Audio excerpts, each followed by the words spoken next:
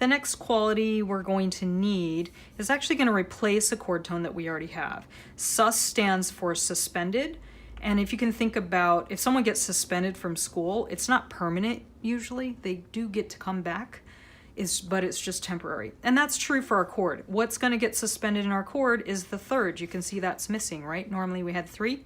Now instead, we're going to do 1, 4, 5. And the reason that I said it's not usually permanent, usually right after the sus chord, it will return back to the major triad. So the 4 will return back to the 3. Let's go build a sus4 chord. So we have C, F, and G. We took 1, 4, and 5. Let's take a look. Here was our major one, 1, 3, 5. We're going to suspend the 3 and make it 4.